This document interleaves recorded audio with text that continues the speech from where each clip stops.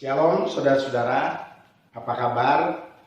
Tentunya semua sehat-sehat dan saya selalu berdoa kiranya kita semua selalu dalam keadaan sehat dan berkat Tuhan senantiasa melimpah dalam kehidupan saudara-saudara semua yang ada di dalam ibadah Zoom. Sebelum saya lanjutkan, suara saya cukup keras.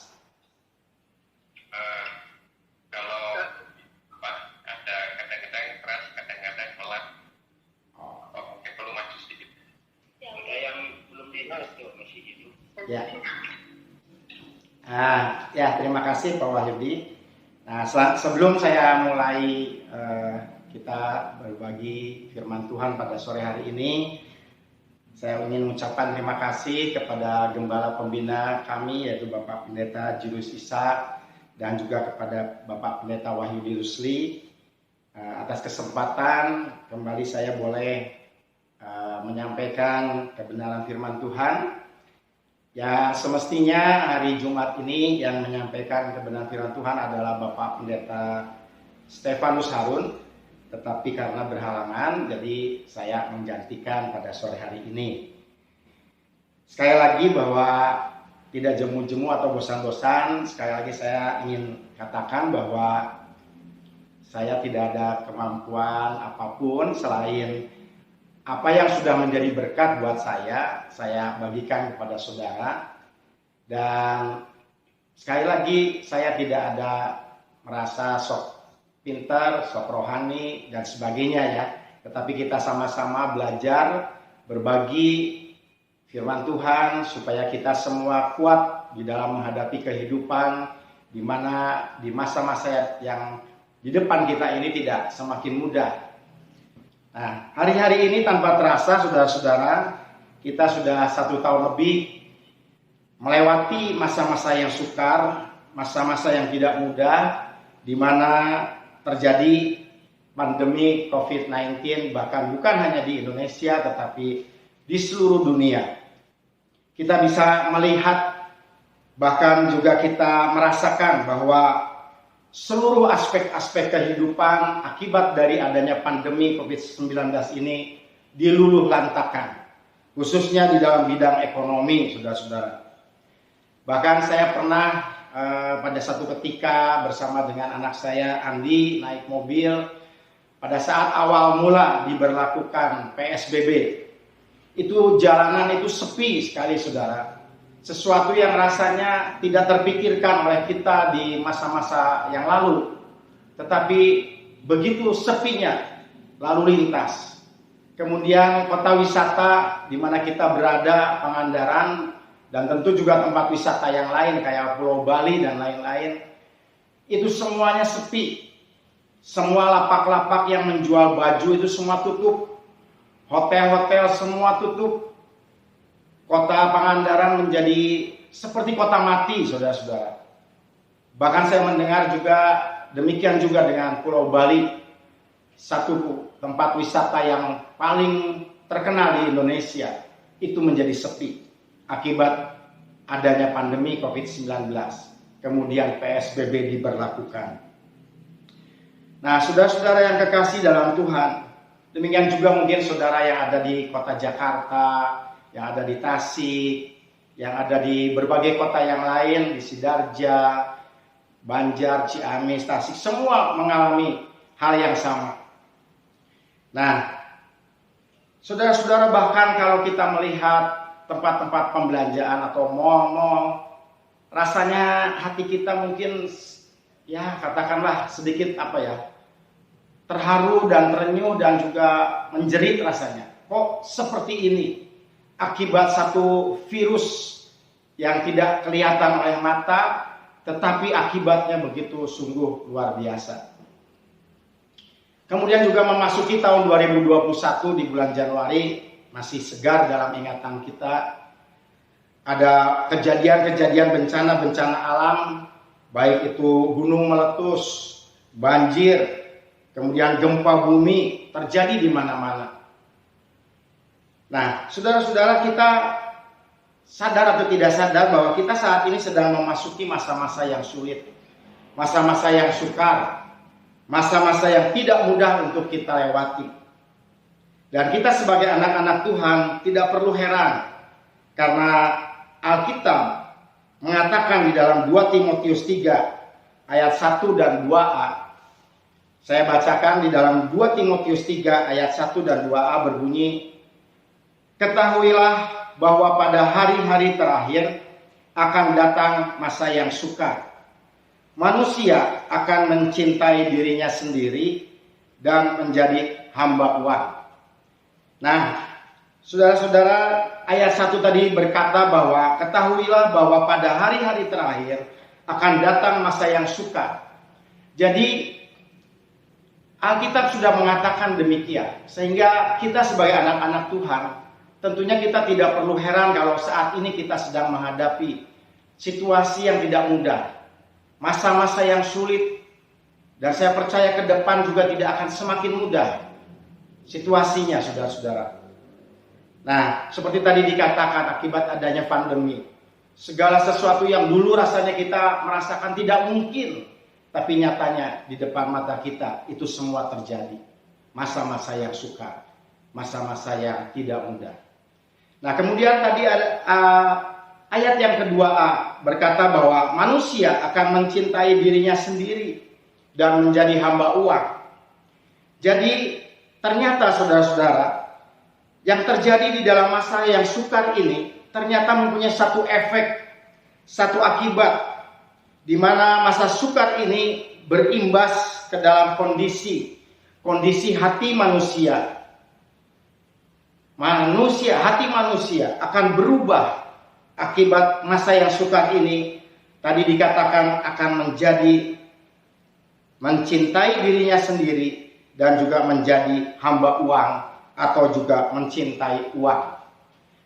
Jadi efek daripada masa yang sukar, sekali lagi saya katakan bahwa hati kita akan menjadi berubah, menjadi makin mencintai diri kita masing-masing dan menjadi hamba uang atau mencintai uang. Nah, sekarang kita perlu hati-hati saudara-saudara. Jangan sampai hati kita ini beralih dari cinta Tuhan menjadi cinta uang. Karena ada satu kisah yang terjadi dan terbukti di dalam Alkitab. Seorang tokoh yang sangat luar biasa, yang sangat terkenal pada awalnya luar biasa, tetapi di akhir hidupnya berakhir dengan satu kejadian yang tragis. Siapakah orang ini, saudara-saudara? Tentu saudara sudah bisa membaca bahwa orang ini adalah Yudas Iskariot. Tapi malam hari ini saya ingin memandang tokoh Yudas Iskariot ini seberapa bisa secara objektif. Jangan kita hanya secara asal-asalan menuduh bahwa Yudas Iskariot adalah seorang pengkhianat, seorang yang menjual Yesus. Tapi mari sore hari ini kita melihat dari beberapa sudut Yudas Iskariot ini. Memang dia adalah seorang tokoh yang luar biasa, tetapi di akhir hidupnya berakhir dengan tragis. Nah, saudara-saudara, sore hari ini kita tidak boleh terburu-buru menghakimi bahwa Yudas Iskariot adalah seorang pengkhianat yang menjual Yesus. Kenapa, saudara-saudara? Karena kalau kita pelajari dengan seksama, kehidupan Yudas Iskariot ini ternyata banyak persamaan-persamaan dengan kita sebagai anak-anak Tuhan atau sebagai orang percaya. Oleh karena itu saudara, kita lihat yang pertama, Yudas Iskariot itu dipilih oleh Yesus, dipilih oleh Tuhan menjadi muridnya. Dan saya percaya bahwa Yesus tidak asal-asalan dalam memilih Yudas Iskariot sebagai muridnya.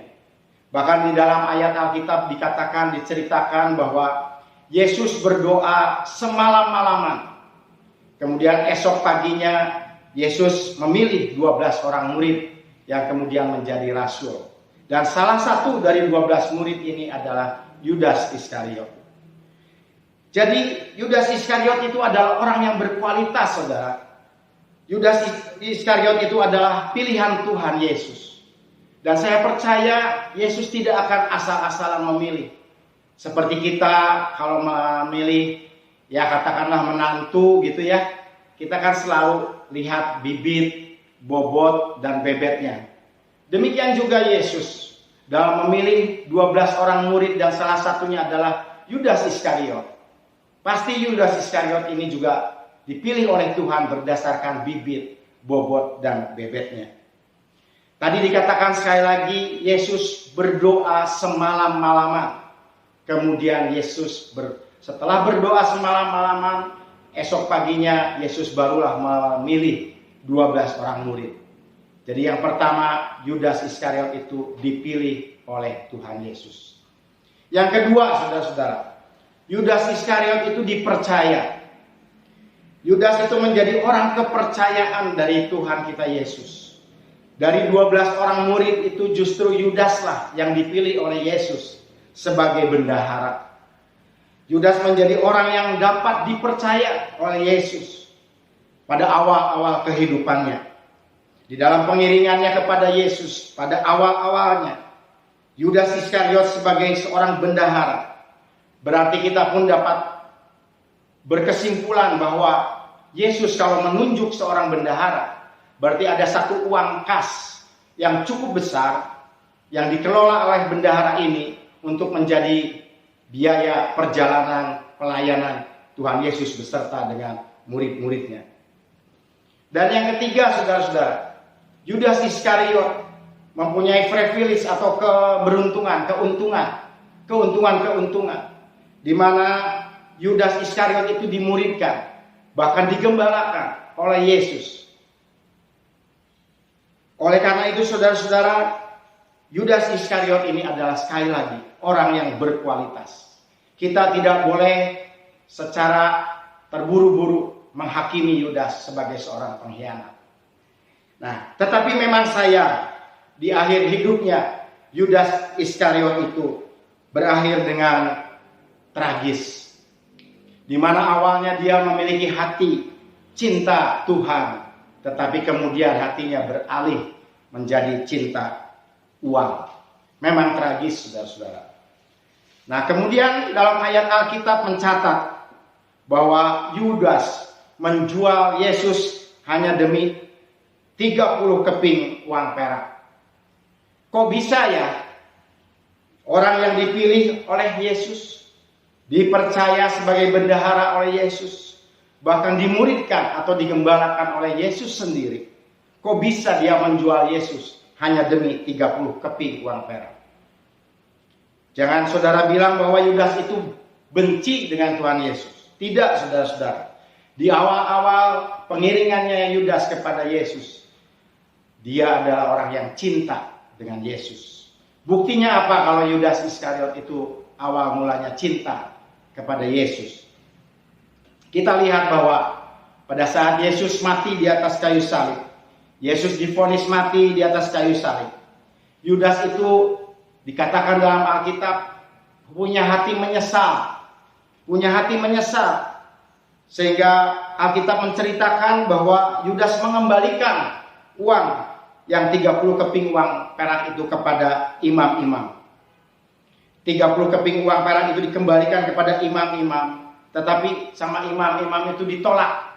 Itu urusan kamu. Nah, kemudian Yudas karena menyesal, uang itu dilemparkan ke bait suci.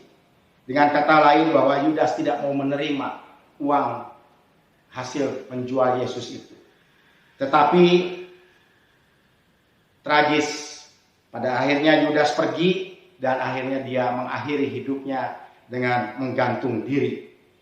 Ini satu bukti bahwa pada awal mulanya Yudas itu mencintai Yesus. Yudas itu tidak punya rasa benci kepada Yesus. Tetapi ada satu titik di dalam kehidupan Yudas. Hatinya beralih dari cinta Tuhan, beralih kepada cinta akan uang.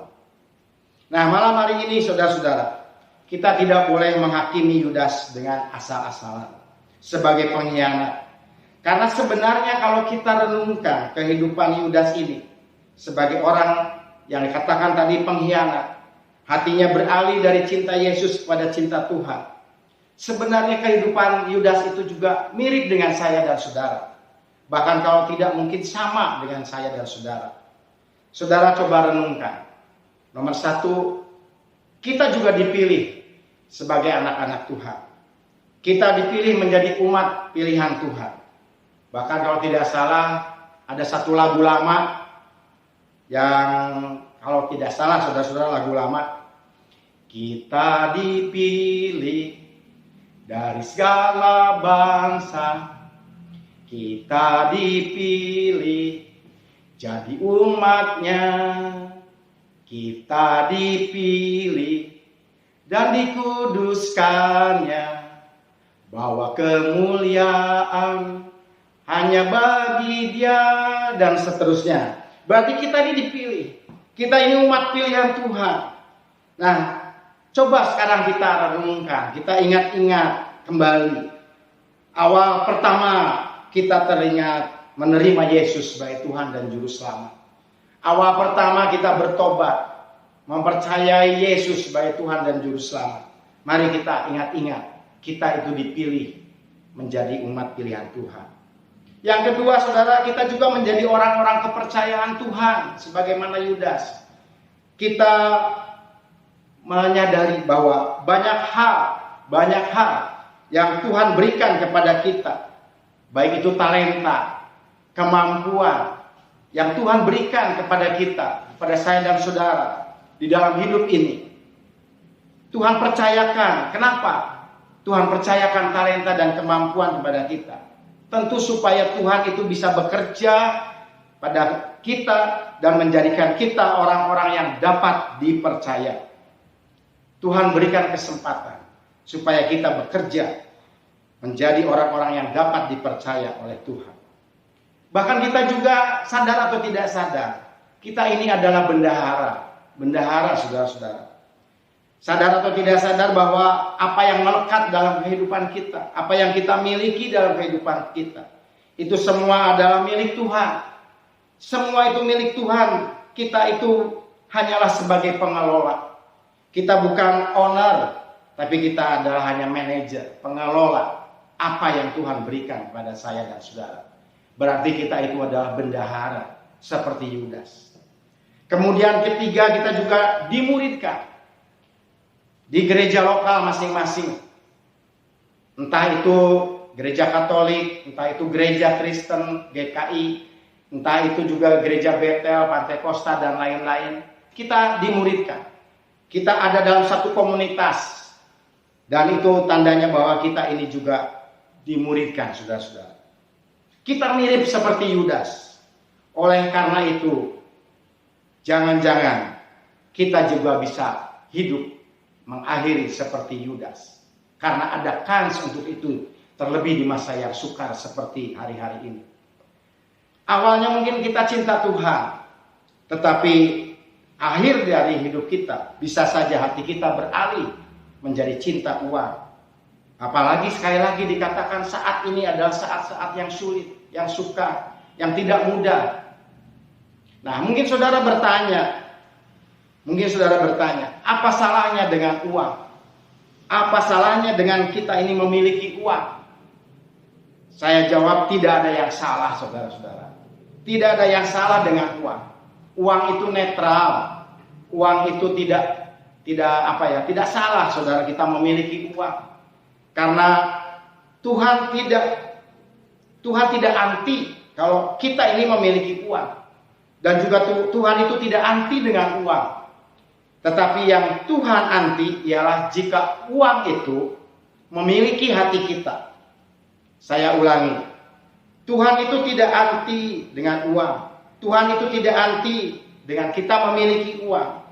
Tetapi yang Tuhan anti ialah jika uang itu memiliki hati kita. Itu yang Tuhan anti. Sehingga kita menjadi hamba uang. Dan uang menjadi tuan dari kita. Itu yang salah, saudara-saudara. Nah, sore hari ini mari kita renungkan. Paling tidak ada 3 kepercayaan yang salah tentang uang. Sekali lagi, ada 3 kepercayaan yang salah tentang uang. Yang pertama, saudara-saudara, kepercayaan yang salah tentang uang yang seringkali ada di dalam benak pikiran kita. Yang pertama, uang adalah akar kejahatan. Betul atau salah? Sekali lagi tadi saya katakan kepercayaan yang salah tentang uang. Jadi kalau pertama, uang adalah akar segala kejahatan, tentu jawabannya salah. Karena yang benar, cinta uanglah yang merupakan akar kejahatan. Seperti ditulis di dalam Timotius, 1 Timotius pasal 6 ayat 10. Karena akar segala kejahatan ialah cinta uang. Sebab oleh memburu uanglah beberapa orang telah menyimpang dari iman dan menyiksa dirinya dengan berbagai-bagai duka. Jadi saudara-saudara, kepercayaan yang salah yang pertama, uang itu bukan akar kejahatan, tetapi cinta uanglah yang merupakan akar kejahatan. Nah, uang itu netral, sekali lagi saya katakan. Dengan uang kita bisa memuliakan Tuhan, tapi dengan uang juga kita bisa mendukakan Tuhan. Itu tergantung dari si pemegang uang itu. Jadi masalahnya bukan kepada uangnya, tetapi masalahnya kepada sikap hati sang pemegang uang itu. Kalau hati kita salah, maka kita juga akan menjadi salah dalam pandangan terhadap uang. Nah, kepercayaan yang salah tentang uang yang kedua, aku seharga uang yang aku miliki. Kebenarannya adalah tidak seperti itu. Kebenarannya tidak aku seharga uang yang aku miliki. Kita ini bukan seharga saldo yang ada di dalam rekening kita. Berapa harga kita ini? Kita itu seharga nyawanya Yesus. Sekali lagi saya katakan bahwa berapa harga kita ini? Kita ini seharga nyawanya Yesus. Kita itu sangat bernilai di mata Tuhan. Kita itu berharga di mata Tuhan. Karena kita itu juga ditebus oleh Tuhan bukan dengan emas, bukan dengan perak, dan bukan dengan barang yang fana. Tetapi kita ditebus dengan darah Yesus yang mahal. Darahnya sendiri. Kita berharga bukan karena kita punya mobil yang mewah. Kita berharga bukan karena pakaian yang kita pakai. Kita berharga bukan karena saldo yang ada dalam rekening kita. Tetapi kita berharga di mata Tuhan. Karena kita diciptakan serupa dan segambar dengan Tuhan. Bahkan kalau saya renungkan saudara-saudara, kalau kita itu berharga di mata Tuhan itu terbukti pada saat malaikat Lucifer atau iblis, yang dikenal dengan iblis itu adalah malaikat Lucifer. Karena akibat dosa kesombongan, dosa aku, kemudian malaikat Lucifer ini atau iblis ini dibuang oleh Tuhan ke bumi. Tapi Tuhan tidak menebus, saudara.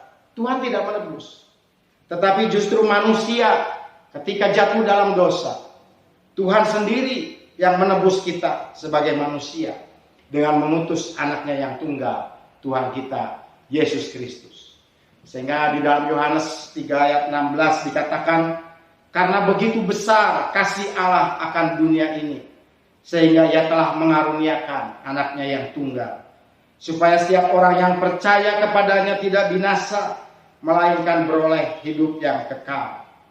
Itulah manusia begitu berharga di mata Tuhan. Tadi juga saya katakan bahwa kita diciptakan segambar dan serupa dengan Tuhan. Itulah nilai kita. Jadi jangan kita mengukur orang dari apa yang kita miliki. Seringkali kalau dunia ini, seringkali kita orang-orang yang di luar Tuhan mungkin, atau kita juga introspeksi malam hari ini, seringkali kita kalau ketemu dengan orang, misalkan wanita lah ya, wanita atau perempuan, biasanya yang dilihat itu tasnya. Tasnya itu merek apa? Tasnya itu merek-merek yang branded atau bukan? Kemudian biasanya wanita itu lihat jam tangan, saudara. Jam tangannya, merek apa? Kalau laki-laki bukan itu. Seringkali yang dilihat kalau laki-laki itu mobilnya pakai apa? Mobil mewah apa bukan? Nah, seringkali gitu laki-laki itu. Ini dunia, saudara. Ini jangan diaminkan ya. Ini dunia. Bahkan ada yang mengatakan tidak penting wajah ganteng, tidak penting badan punya six pack. Yang penting walaupun one pack juga nggak apa-apa. Yang penting mobilnya yang dipakai adalah mobil yang mewah. Mobil yang biasanya makan daging lah, misalkan apa Jaguar gitu ya. Nah, itu manusia di dunia. Itu jangan diaminkan, saudara. Nah, sekarang yang ketiga, kepercayaan yang salah tentang uang yang ketiga. Berkata bahwa uang yang kita miliki itu mengukur kerohanian kita. Seringkali saudara-saudara, sadar atau tidak, seringkali kita itu menjudge orang dengan apa yang kita miliki. Dengan kekayaan atau kemiskinan kita. Bahkan aliran teologi kemiskinan berkata bahwa semakin miskin orang itu, maka semakin rohani. Tapi sebaliknya teologi kemakmuran berkata bahwa semakin kaya seseorang itu dipakai ukuran sebagai perkenanan Tuhan terhadap orang itu. Itu dua-duanya salah, saudara-saudara. Perkenanan Tuhan itu bukan berdasarkan kaya dan miskin. Tetapi perkenanan Tuhan itu berdasarkan ketaatan kita kepada Tuhan. Itulah yang menjadi ukuran perkenanan Tuhan. Nah, kemudian saudara-saudara, kalau kita perhatikan di dalam Alkitab, Yesus banyak sekali membicarakan tentang uang, tentang harta. Bahkan saya membaca dan mendengar ada seseorang teolog yang berkata ada kurang lebih 2350 ayat tentang uang. Bahkan seorang teolog yang lain berkata bahkan 5000 lebih tentang uang. Jadi intinya banyak sekali ayat-ayat di dalam Alkitab menceritakan tentang uang, tentang talenta, tentang harta. Tetapi justru hanya kurang lebih 500 ayat yang menyatakan tentang iman dan 500 ayat yang menyatakan tentang doa. Kemudian kalau kita pelajari juga Yesus di dalam perumpamaan-perumpamaan yang Yesus sampaikan. Itu ada 38 perumpamaan dan 16 perumpamaan diantaranya berbicara tentang uang atau talenta atau harta benda. Kenapa Yesus seolah-olah dalam tanda kutip cerewet tentang uang? Karena saudara-saudara, ternyata sikap hati kita terhadap uang itu sangat menentukan kerohanian kita. Saya ulangi. Ternyata sikap hati kita terhadap uang itu sangat menentukan hubungan kita dengan Tuhan. Itulah sebabnya Tuhan Yesus banyak berbicara tentang uang. Dan Alkitab ada begitu banyak ayat yang berbicara tentang uang. Maka ada satu ayat di dalam Alkitab yang berkata, di mana hartamu berada, maka di situ juga hatimu berada. Kemudian kita tidak bisa mengabdi kepada dua tuan, yaitu kepada Tuhan dan Mamon secara bersamaan. Mamon itu uang ya saudara-saudara. Maka sangat penting malam hari ini kita untuk memperhatikan sikap hati kita terhadap uang.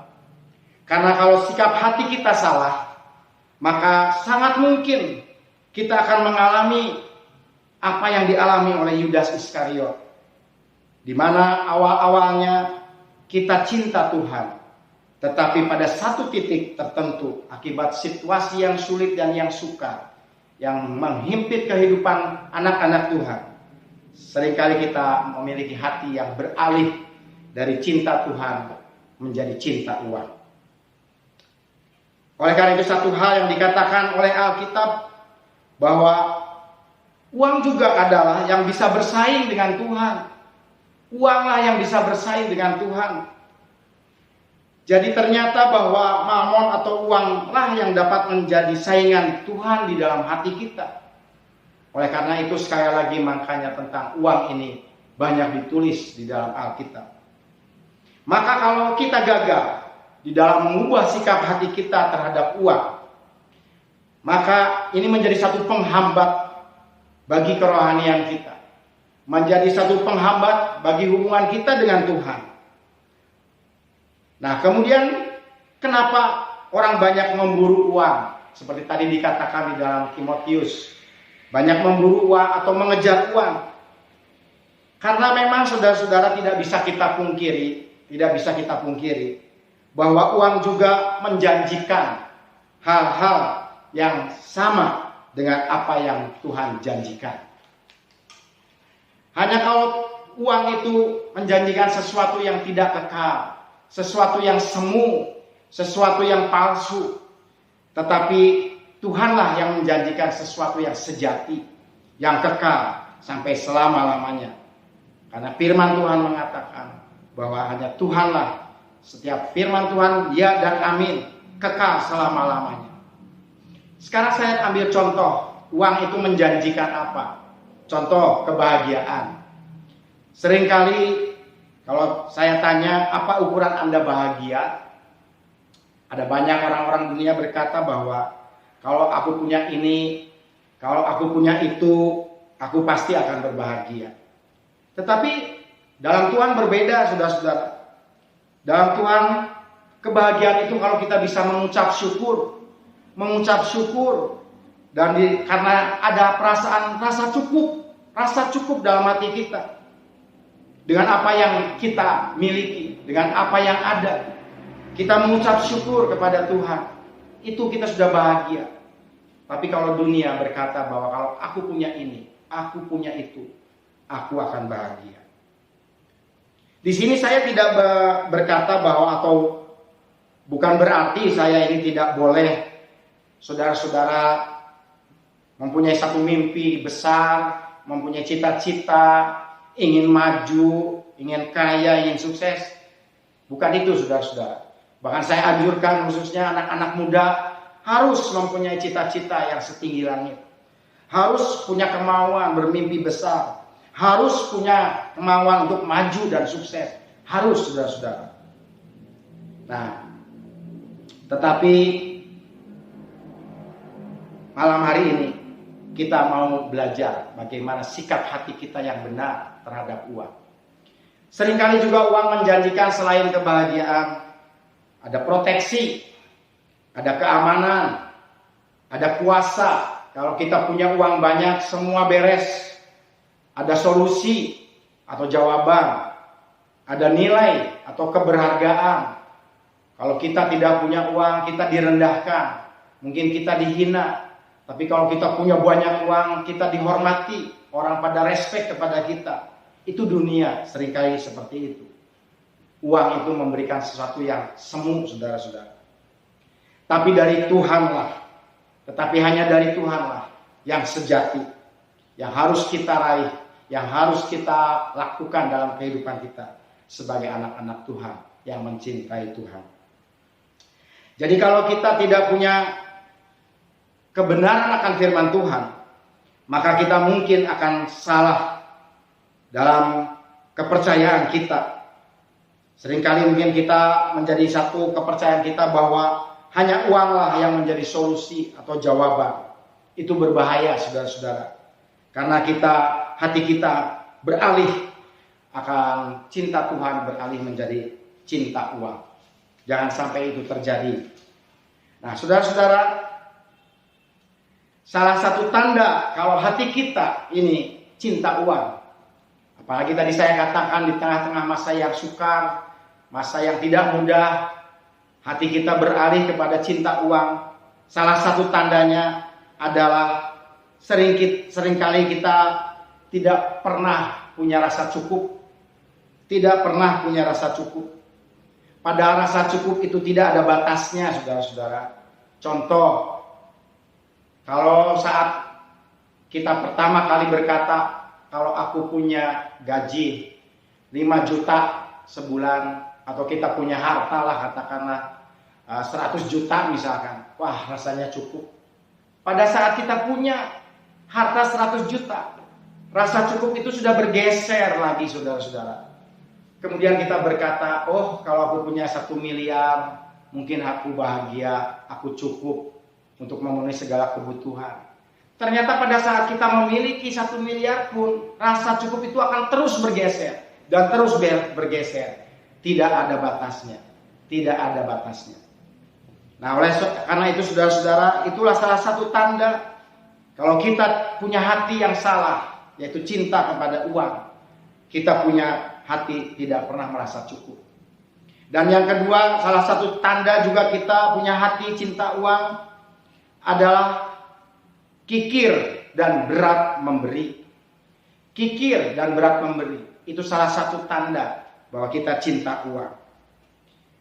Ingin saya sampaikan atau saya jelaskan bahwa kikir itu berbeda dengan hemat. Berbeda juga dengan boros. Ini perlu kita pahami ya saudara-saudara. Kalau kikir itu sifat yang tidak mau mengeluarkan harta atau uang yang semestinya kita keluarkan. Mungkin bisa dipadankan dengan kata pelit. Kalau kikir itu maunya kita mengumpulkan. Tetapi kita sulit untuk mengeluarkan uang yang semestinya kita keluarkan. Tapi kalau hemat, saudara, hemat itu artinya menggunakan uang atau sesuatu atau harta yang hemat itu yang sewajarnya. Tidak boros, saudara-saudara. Tapi kalau boros justru menghambur-hamburkan uang atau harta untuk hal-hal yang tidak penting atau secara berlebihan. Nah, itu perbedaan antara kikir, hemat, dan boros. Kita harus hemat itu baik, saudara-saudara. Misalkan kita penghasilan 200.000 per bulan. Tentu pengeluaran kita harus di bawah 200.000. Bagaimana caranya? Kita harus berhemat. Kita harus menggunakan sesuatu yang sewajarnya. Tidak boros. Nah, itulah beberapa tanda kalau kita itu cinta akan uang. Kita punya sifat kikir dan berat memberi. Kemudian kedua juga kita tidak pernah punya rasa cukup. Padahal firman Tuhan berkata bahwa mengucap syukurlah selalu dalam segala keadaan. Dengan apa yang kita miliki, dengan apa yang ada pada kita, kita harus belajar untuk merasa cukup. Dan kita bersyukur akan berkat Tuhan yang Tuhan berikan kepada saya dan saudara. Nah, sebagai penutup saudara-saudara, saya akan bacakan dari Ibrani 13 ayat yang kelima. Ayat yang terakhir dari Ibrani 13 ayat yang kelima berkata, janganlah kamu menjadi hamba uang dan cukupkanlah dirimu dengan apa yang ada padamu. Karena Allah telah berfirman, aku sekali-kali tidak akan membiarkan engkau dan aku sekali-kali tidak akan meninggalkan engkau. Malam hari ini saudara-saudara, marilah kita sadari bahwa Tuhan menginginkan kita punya hati atau kepercayaan yang pertama kepada Tuhan, bukan kepada mamon. Lebih daripada uang ya saudara-saudara. Hanya Tuhanlah yang bisa menjamin hidup kita. Hanya Tuhanlah tempat kita bergantung di tengah-tengah situasi apapun. Hanya Tuhanlah yang akan memberikan rasa aman kepada kita. Rasa aman itu hanya ada di dalam Tuhan. Oleh karena itu kita perlu bersandar kepada Tuhan. Oleh karena itu saudara, malam hari ini melalui kebenaran firman Tuhan yang sederhana, teristimewa di masa-masa yang sulit ini, mari kita introspeksi. Apakah sikap hati kita sudah benar terhadap uang, atau justru sikap hati kita salah terhadap uang? Salah dalam arti kita menjadikan satu uang itu adalah satu alat sebagai solusi, sebagai satu jawaban, sehingga yang tadinya kita cinta Tuhan menjadi cinta uang. Tuhan tidak mengharapkan seperti itu. Kita melihat satu tokoh tadi, Yudas Iskariot, yang awalnya dia cinta Tuhan, dia sayang sama Tuhan Yesus, tapi pada satu titik hatinya beralih dari cinta Tuhan menjadi cinta uang. Sehingga akhir hidupnya menjadi tragis. Dia hidup mengakhirinya dengan menggantung diri. Demikianlah saudara-saudara, untuk renungan firman Tuhan malam hari ini. Satu hal saudara-saudara, percayalah bahwa kita perlu Tuhan. Dan di dalam Tuhanlah ada mujizat pemeliharaan.